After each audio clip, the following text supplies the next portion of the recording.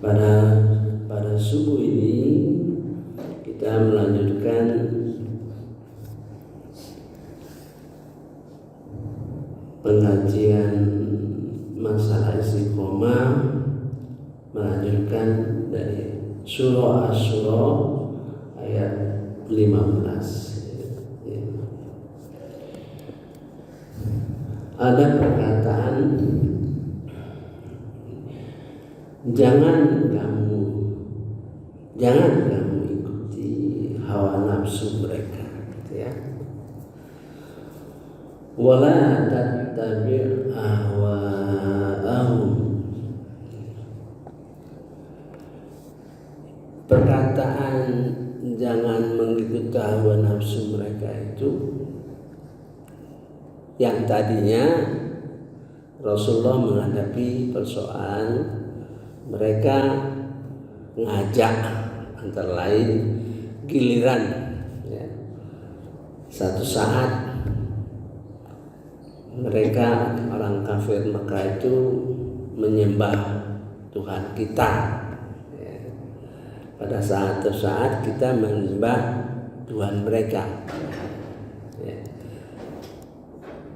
Maka oleh Rasulullah SAW itu disebutkan ya, Allahu Rabbuna wa Rabbukum. Allah itu Tuhan kami dan Tuhan kamu. Itu satu ya. Nah, yang diperhatian kita pada subuh ini, jangan mengikuti hawa nafsu mereka ya.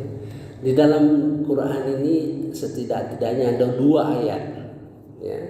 2 rentetan ayat mengenai mengikuti hawa nafsu ya. Kita bayangkan sekarang ya, bagaimana hawa nafsu sekarang diperturutkan ya. Sehingga tidak lagi mengindahkan etika, malah aturan ditabrak. Ini besar pengaruhnya. Dalam Al-Quran ini minimal ada 2. Mengikuti hawa nafsu terkait dengan orang pintar, orang berilmu. Ada 1 ayat lagi berkenaan orang mengikuti hawa nafsu, orang biasa-biasa saja gitu ya. Mari kita bahas ya. Di dalam surah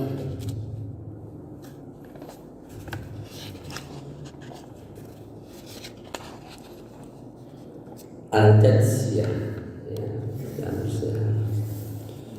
ayat 23. Ini orang pintar, orang hebat, orang berilmu yang mengikuti hawa nafsu. Pesan itu sebetulnya terutama karena berkaitan istiqomah. Pesan itu terhadap, kalau Nabi kan Nabi Muhammad SAW, dia tidak akan mungkin mengikuti hawa nafsunya kan. Tentu hawa nafsu dari orang kafir Mekah. Nah kalau kita ya, ada 2 kemungkinan. Kita mengikuti hawa nafsu kita sendiri, atau kita dipengaruhi oleh hawa nafsu orang lain. Ada 2 kemungkinan ya. Mari kita baca. A'udzubillahi minasyaitonirrajim. Bismillahirrahmanirrahim. Maka pernahkah kamu melihat orang yang menjadikan hawa nafsunya sebagai Tuhannya? Sebagai Tuhannya. Jadi mengikuti hawa nafsu sehingga dihukumi syirik ya. Jadi seolah-olah hawa nafsu itu, keinginan dia itu Tuhannya yang jadi pedoman hidupnya. Mengapa dikatakan Tuhannya?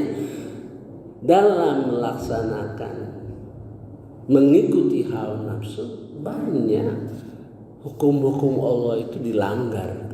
Jadi seolah-olah menjadikan hawa nafsu tujuannya. Ya, walaupun ketentuan-ketentuan Allah itu dilanggar. Nah, itu maksudnya begitu, ya.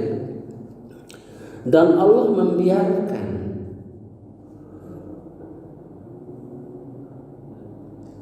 membiarkan sesat, ya, membiarkannya sesat dengan sepengetahuannya. Dan Allah telah mengunci pendengarannya dan hatinya serta meletakkan tutup atas penglihatannya. Maka siapakah yang mampu memberi petunjuk setelah Allah membiarkan dia sesat? Mengapa kamu tidak mengambil pelajaran? Jadi persoalan mengikuti hawa nafsu ini besar dampaknya. Kalau yang mengikuti hawa nafsu itu katakanlah pemimpin, presiden katakanlah, ya, siapa saja yang menjadi pemimpin, maka dampak kerusakannya itu besar. Ya. Kalau yang mengikuti hawa nafsu itu orang biasa, ya, dapat merusak juga, tapi dalam skala yang lebih kecil. Ya. Kalau sebagai kepala rumah tangga, ya, akan merusak rumah tangga itu, ya, itu. Yang memang kita alami ini, ya, kita alami. Jadi mengapa dipesankan untuk Rasulullah itu dalam konteks istiqomah? Awas selalu, ya, awas selalu terhadap kemungkinan kita mengikuti hawa nafsu atau orang lain yang mengikuti hawa nafsu yang dampaknya berpengaruh terhadap kita sekalian, ya. Mari kita baca bahasa Arabnya. A'udzubillahi minasyaitonirrajim. Bismillahirrahmanirrahim. Afara'aita man ittakhadha ilahahu hawa.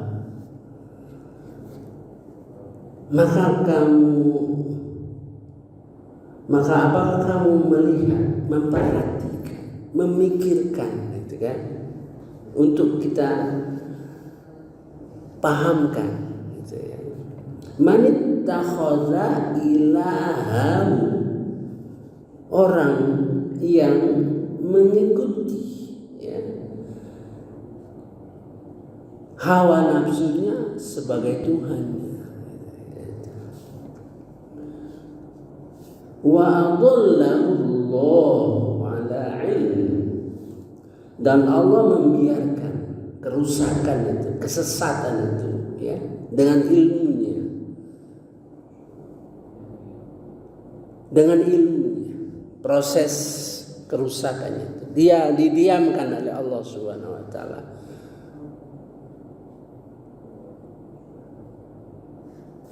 Ini sering, ya, ala ilm, dengan sepengetahuan Allah Subhanahu wa taala. Ada yang dimaksud, ya, Allah mempunyai tujuan, ya, membiarkan. Wa khatama ala sam'a, ditutup pendengarannya, nggak mau dengar. Wa qalbihi, dan hatinya ditutup. Wa ja'ala ala basarihi ghishawa, dan Allah menjadikan, ya, penglihatannya penutup. Jadi nggak mau dengar, nggak mau, hatinya keras, penglihatannya ditutup. Nah, di sini ada perbedaan yang kita selalu. Wa khatama ala sam'ihi wa qalbihi wa basarihi.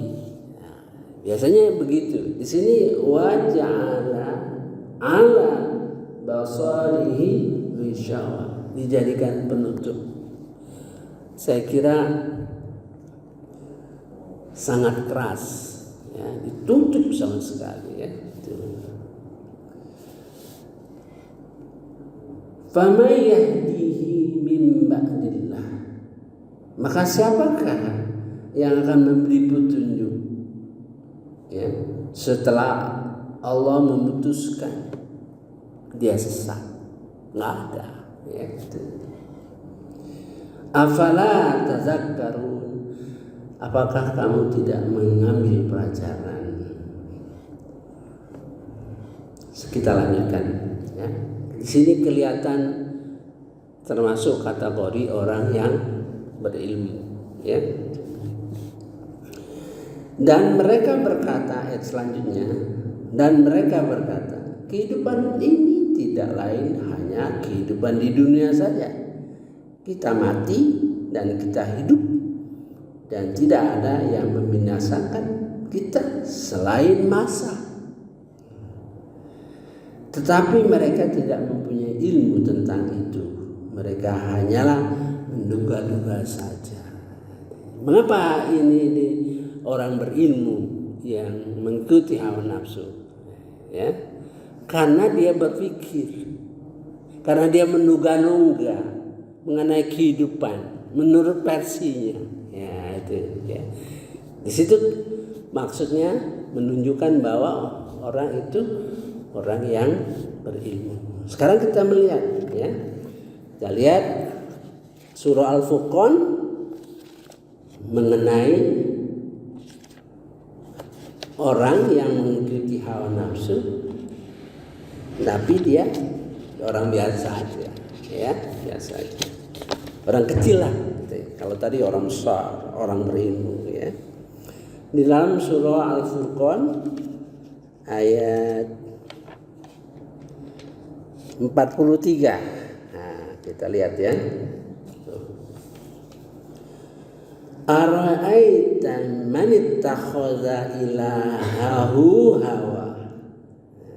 Sama pembukaannya juga.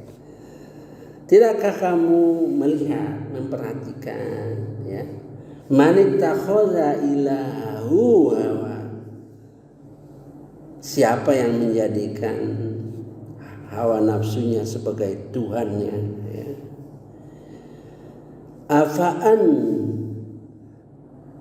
Afa'an takunu alaihi wakila, apakah kamu Muhammad,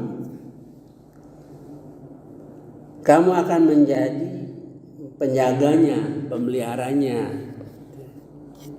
Jadi kamu memperhatikan orang-orang begitu hawa nafsu, ya, waktu itu masa kafir Quraisy tentu, ya, mereka mau, apa kamu mau menjadi penjaganya? Nah, ya. Mari kita lanjutkan ayatnya. Sudahkah engkau Muhammad melihat orang yang menjadikan keinginannya sebagai Tuhannya? Apakah engkau akan menjadi pelindungnya?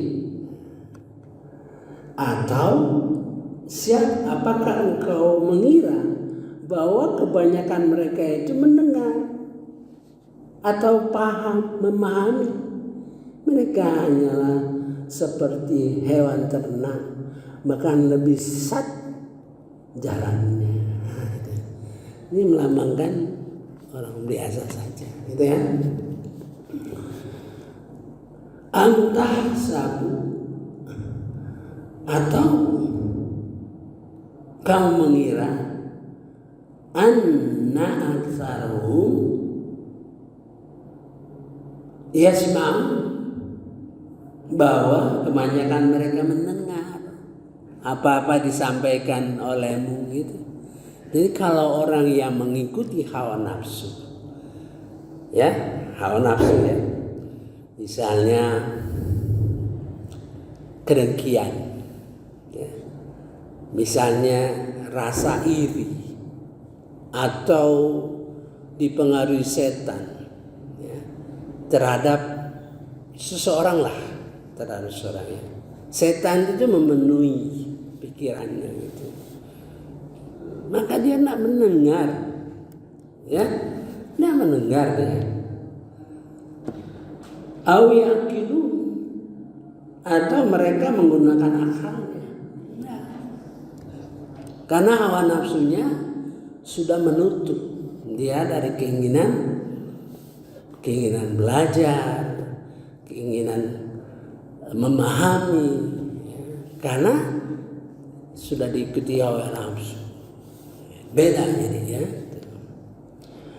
Inhum illa, tidaklah mereka illa, melainkan kecuali seperti kal an'am, seperti hewan ternak. Balhum, bahkan mereka adallu sabila, mereka menempuh jalan yang lebih sesat daripada itu, ya. Nah, ini pembukaan saja kita. Jadi betul-betul kita perhatikan, ya, mengikuti hawa nafsu kita atau kita dipengaruhi oleh hawa nafsu orang, ya, kondisinya gitu. Artinya kita dipengaruhi setan, gitu ya, atau orang lain yang dipengaruhi setan akan mempengaruhi kita. Soal hawa nafsu ini berarti masalah ini masalah besar gitu. Kita lihat sekarang, ya. Kalau skup yang kecil saja. Misalnya ada orang yang ikuti hawa nafsunya, ya, keras kepala di masjid ini, di masjid katakanlah, ya, sesuatu semua menjadi keputusannya, apa yang diinginkannya itu yang menjadi hal-hal yang dilaksanakan. Rusak, masjid ini merusak oleh karena hawa nafsu seorang untuk mengendalikan, ya, kegiatan-kegiatan masjid ini, dan sudah pasti, ya, mengendalikan dengan hawa nafsu pasti melanggar etika, melanggar apa-apa yang menjadi kesepakatan bersama, atau melanggar apa-apa yang diajarkan oleh Rasulullah SAW dan Al-Quran. Pasti gitu. Di skop kecil. Sekarang kita merasakan skop besar. Nah, cuman ala ilm itu, ya, di dalam sepengetahuan Allah Subhanahu wa taala. Artinya kita pahami bahwa Allah mempunyai maksud, ya, memberi pelajaran kepada kita, memberi pengalaman pada kita. Dengan semakin banyak pengalaman menghadapi hawa nafsu manusia itu akan menjadi pelajaran bagi kita untuk mengatur lebih baik masa yang akan datang. Saya kira cukup dulu ya. Ini baru pembukaan panjang masalah hawa nafsu ini. Karena Quran membentangkan, ceritanya panjang, ya. Maka kita berusaha mengkaji setiap ayat sehingga memperoleh ilmu. Sebab hawa nafsu itu mungkin dari kita atau dari pihak luar. Nah, Allah menceritakan ini banyak hal. Ya, mungkin kita memperoleh pelajaran dan memperoleh cara mengatasinya. Nah, gitu kan. Seperti menghadapi perselisihan, ya kan? Perselisihan itu tidak akan selesai masalah itu di dunia ini. Segala macam perselisihan, ya. Allah akan memanggil kita, memutuskan siapa yang benar di akhirat nanti. Ya. Berarti pelajaran bagi kita, kalau kita memutuskan, memilih pilihan yang baik di dalam pertentangan yang ada, berarti hati-hati kita bahwa keputusan itu tidak akan final. Artinya kita terus berusaha sehingga memperoleh keputusan yang terbaik. Dan kita harus bertawakal. Nah, itu pelajaran bagi kita. Jadi tidak bingung kalau kita perselisihan. Kita di dalam perselisihan sebenarnya, walaupun tidak di dalam kesadaran kita. Misalnya kita ini ahli sunnah wal jamaah, sunni, ada syiah, ada nusantara. Itu berarti kita di dalam perselisihan tanpa kita sadari, ya. Perselisihan itu akan diselesaikan oleh Allah Subhanahu wa taala di hari kiamat nanti, ya. Saya sudah bacakan ayatnya. Banyak ayat-ayat mengenai itu. Nah, kita harus terus pelajari sambil bertawakal kepada Allah. Mudah-mudahan pilihan kita ini adalah pilihan yang terbaik.